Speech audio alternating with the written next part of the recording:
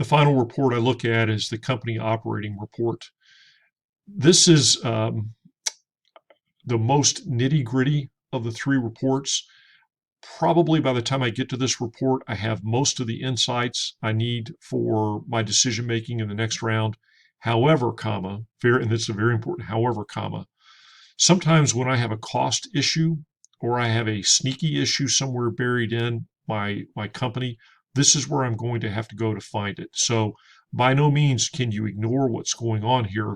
Often, though, you come here to ask a specific question and find a specific answer. And sometimes I really use the help screens in here a lot as it apportions costs because I want to understand exactly what's happening from a cost perspective. The first tab is the facilities and equipment tab. Honestly, there's not too much interesting here. This tells me what my production capacity is. I should know that already. It apportions costs, tells me what construction I have going on. Same thing here for the production equipment, tells me whether I bought any upgrade options. Shouldn't really be any surprises here. If I want to see why the costs are as they are, sometimes that becomes important to me. The next tab is the production and the workforce. I probably have already figured out a lot of the production, and so this tells me how much I've used my plants. So I've operated fairly close to maximum capacity, 112% in North America and 117 in Asia Pacific. So I ran an efficient plant in terms of using the production capacity that I had. This gives you a sense of showing what the reject rate does. So I produced all these shoes, but I lost 282,000 shoes because they were rejected. And so you see, look at these production statistics, and you're like, well, why didn't I have that many shoes to ship? Well, it's because you had some rejects. And I had a relatively high reject rate, as we talked about earlier. So that's not a not wonderful thing. And it'll tell me exactly how much it cost me per shoe. I lost, of the shoes that I actually sold, I lost $1.71 just to the fact that I had to produce all those extra shoes to get the ones that I was able to sell. Workforce statistics, again, the main thing I look at is my overall cost, labor cost per unit sold. And I already saw that in the previous screens. This allows me to dive back in and figure out exactly what's going on. If I want to see the labor cost, it's right here, $9.07 and $4.96. But I do get some key insights. Productivity, slightly down in both of my plants. That's not good. I'm not very happy about my productivity decreasing. So I need to be thinking about what I'm doing up here in terms of my mix of incentives. The person, well, and for most of you, you're operating as your own team. You're going to have to do it, but you're going to spend some time in this screen figuring out what do I need to do to my compensation package. But just as a reminder, you really need to spend time over in this screen where you're getting the comparisons so that you can see what other people are doing. How does my compensation compare? How's my productivity? How's my supervisory compensation? So I get some very good comparative information here that's going to guide me as I come in and assess what's going on here. But this is where you really get into the details. This is a nice breakdown of how much you actually spent per item. And so sometimes this is a good place to turn to help you find the sneaky cost. What's driving my cost to be disproportionate to other people? Where can I reduce costs? Sometimes you see some hints there. Distribution and warehouse, for many of you, this was a big deal because you didn't get it right. Although in a lot of cases it was because you just didn't produce enough shoes, or you didn't recognize that your demand was too high. And so this is where I started with. I certainly didn't want to do any inventory clearance.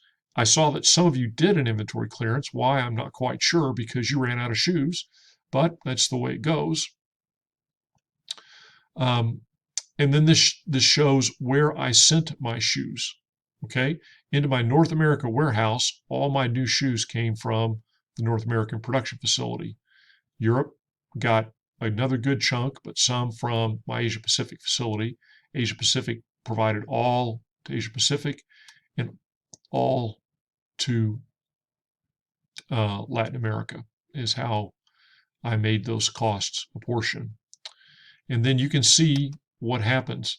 Notice that I had to keep 64,000 shoes in inventory, 55, 44, and 44 to meet my delivery time. So it'll be a little bit maddening to you. You can run out of shoes, but you'll still actually have shoes in the inventory because the inventory says, wait a minute, we can't violate our inventory delivery promise. And so it'll hold shoes back.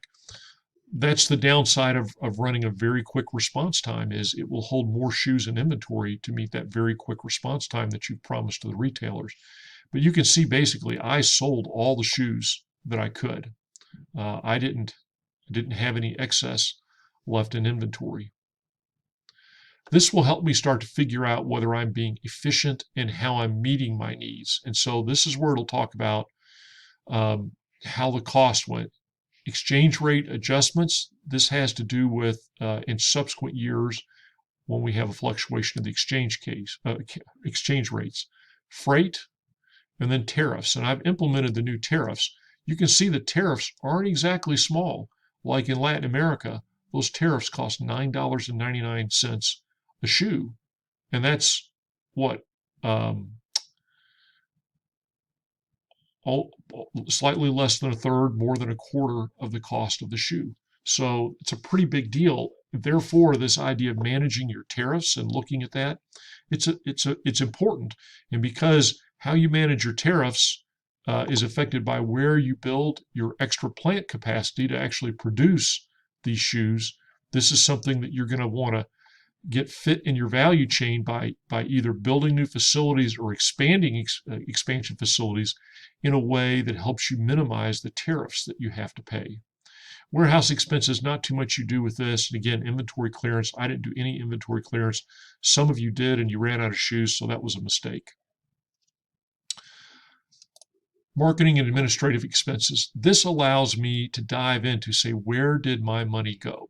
Well, I spent in North America $4.12 on advertising, $1.25 on rebate redemption, 75 cents for on-time delivery, $1.91 for support, blah, blah, blah. And so this gives me a sense of, okay, I see over in this screen how my marketing expenses, and I'm back to the footwear industry report, how my marketing expenses stacked up to other people on a comparative level. And then I can, into this screen, dive in to see exactly where my marketing dollars are going. In my administrative expenses, this is where corporate social responsibility. So I was one of those guys that didn't spend any money in corporate social responsibility. That's bad on me. This is where you can see how much these various things are costing you. Private label, this is where you get in to see the benefit of this. And here's one benefit of the private label. Notice that it apportioned a certain amount of my costs, best practices training, supervisory cost, enhanced styling, or I'm sorry, not the features, but the Six Sigma, production run setup. Some of those costs got allocated to my private label shipment, which meant that it took it out of my branded shipment. And so that's one of the things that participating in the private label can do is it can artificially, I don't want to say artificially, it makes your costs look lower in the branded segment than they would be then if you didn't sell. But you can see when I come down here to the bottom line, I made $2.62 in the private labels that I sold in North America, so on and so forth. And you can see that this was a moneymaker for me. Now the question becomes, if I could have sold more shoes in the other regions, my profit margin was probably higher than that. So you don't want to sell shoes in here just to be selling shoes. You want to sell them at a higher profit margin than you could sell them in the branded area. Or in private labels, sometimes it becomes important to just block your competitors because you don't want them to get a competitive advantage there. The next three and the final three tabs are not ones I usually dive into that much. These are the financial statistics, and they're certainly important. I've just been able to learn what I need to learn about them from the previous screens that I've looked through. But again, when you're looking in detail at finances, this can help. And sometimes this gives you a very nice summary of what happened cost-wise. But again, I've gotten most of this information, or I've gotten really all of the information from previous screens. And then lastly is your balance sheet and cash flow statement.